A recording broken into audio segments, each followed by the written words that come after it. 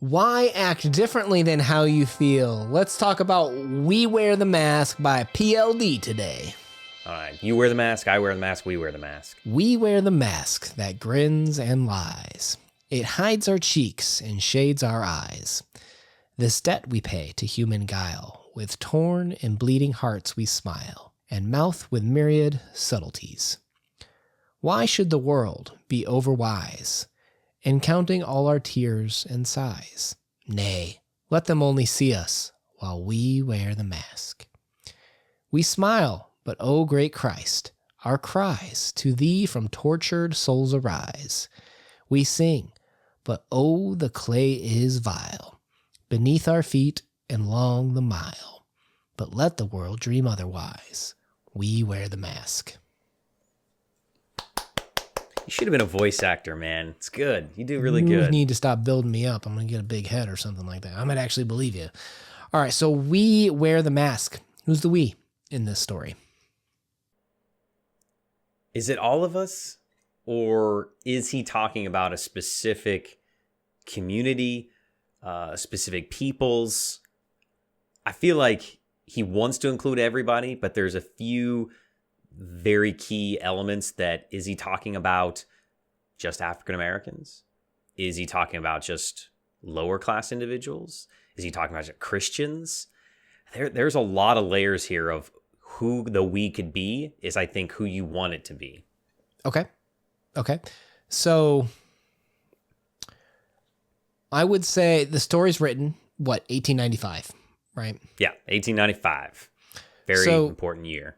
So when we look at America during that time frame, when we say we, I wouldn't say there's good unity in America at that point in time.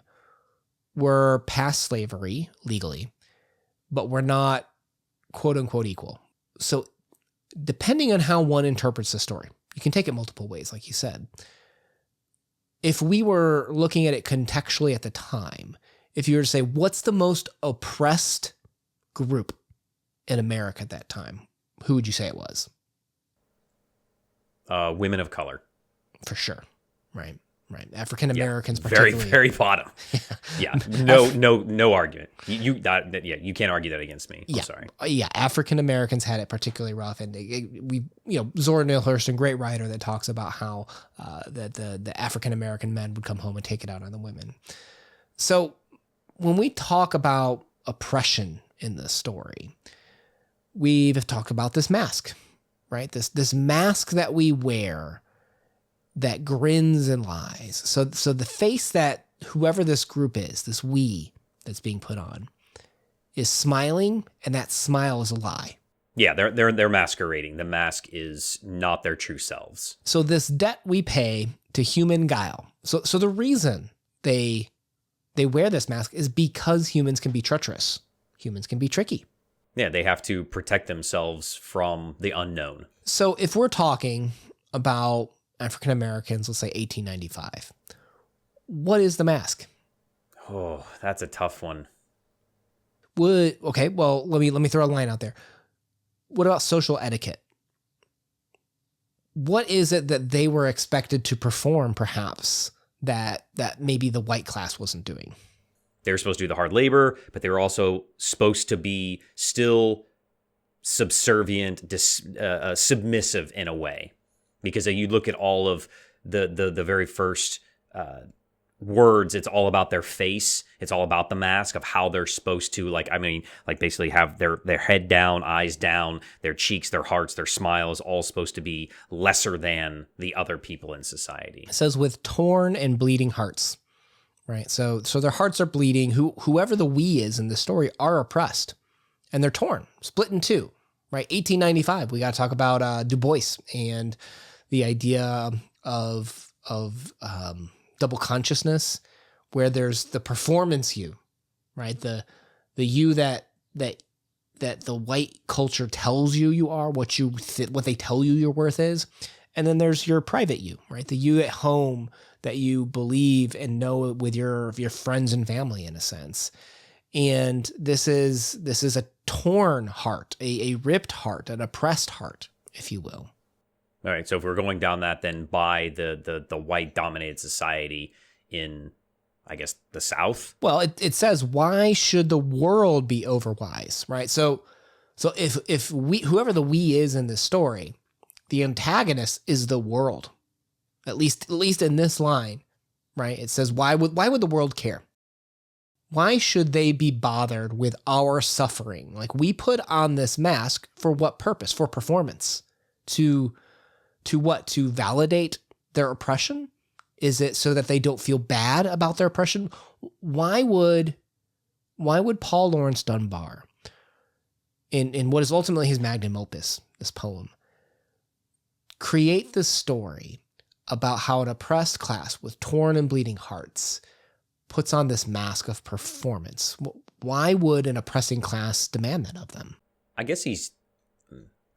I think that Dunbar is writing to a heartless peoples that are apathetic about their cause of, you got your freedom. What, you want more now? And I think that he is trying to say, hey, yeah, we do. We look happy, and we're just doing that to appease you, but we're not. There is more here. Right. It's probably one of those things that you see everybody smiling and telling you, oh, yes, I love this life. But it's performance, right? It's so that it's an act. If your world was bad, they'd treat you worse, right? They'd show you how much worse it could be so that you could appreciate what you did have, right? So is this lie? Is this world that they're constructing almost like they're gaslighting in return, in a sense, so that they don't get put into worse situations? Is it, do the whites really believe it? Or was it just to avoid more suffering for themselves? Yeah. I think back, like, when you were reading this, because when I read it, it was in my head. I didn't read it out loud. It had a very sing-song to it as well. Did you do that on purpose, or is that... Because I legit asked you, or I jokingly asked you how many times maybe you practiced this, but is it supposed to be kind of a song? It feels like it has a little bit of a rhythm to it, almost like it's a hymn. I don't know. I'm sure someone who's like a deeper scholar into this area and such could tell you that, but I don't know offhand.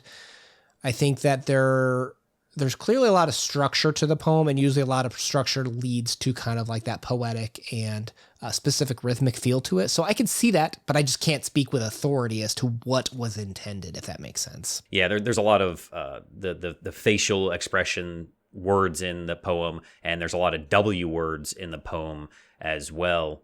And I wonder if that's something that he's trying to convey to us. If this is supposed to be kind of, have a rhythm to it that is giving us more information that is not strictly there on the page. Right. So let me ask you this, because this story is, of course, a window to us, right? We are two white individuals. Like, this is a window into a different person's life. When you read this story, The Mask, this social performance, did you feel that the way the narrator delivered the story, did you feel that there was pride in the mask, or did you feel that it was all scorned and like he regretted that the mask existed? I felt it was very, very negative. And again, maybe that says because I can sometimes be a pessimistic person, but yeah, I think scorn is a good word, that this is a mask we're wearing to make you feel better, when we shouldn't have to, that it's ridiculous that we have to still feel this way. We should be better, and you should be better, and we can be better together. I'd love to have known, obviously the Souls of Black Folk came out, I think, around this time. I'd be curious to know if that term, like the double consciousness, was out before, and was that what maybe Paul Laurence Dunbar was talking to? This pull about the performance side of how they have to appear.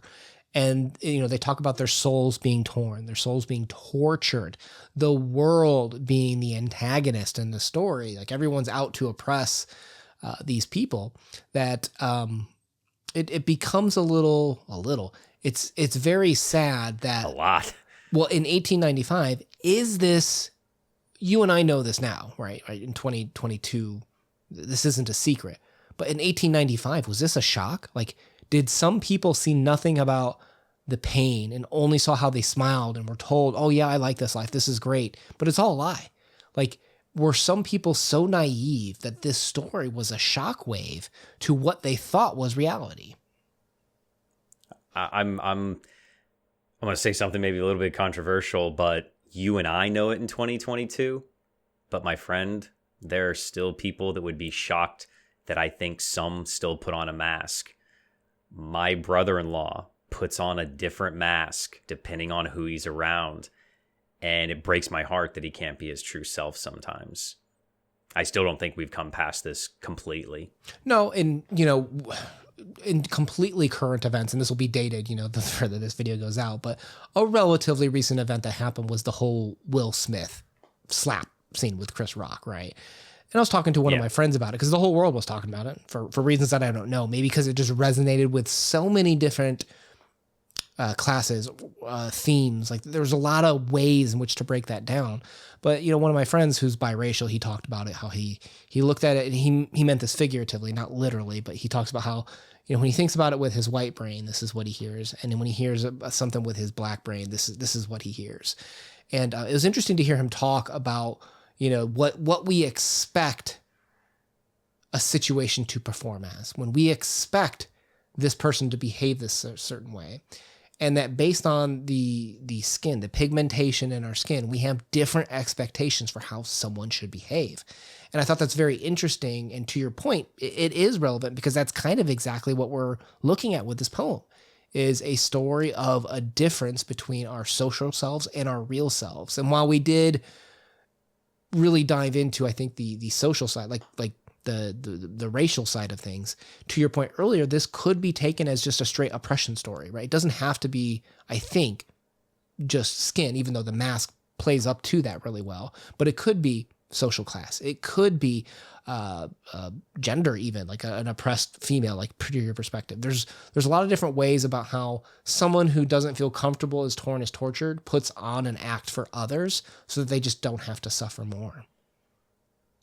I think the key word that you said there is the oppressor, and that they're not going to be overcome.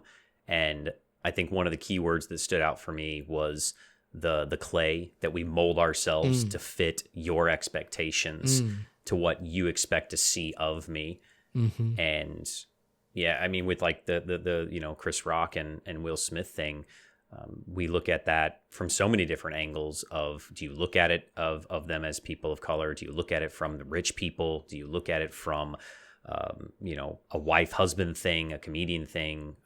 There's a lot of different ways to take it. I think that this poem, of why it's his magnum opus, is there's so many layers of how you can interpret this. And that's the one thing you can't deny. I mean, you could make arguments to say that we're wrong about a lot of the things of how we interpreted this poem, but you can't deny that there's a lot of layers to this poem, from the simple words to how you read this poem, how you interpret this poem, and what you want to get out of this poem. Absolute masterpiece by Dunbar. So there you go. His magnum opus. We're going to leave a playlist down below where you can check out our other Paul Laurence Dunbar talks. We'd really appreciate if you hit that like button. My name's been Una. Peace out. Peace.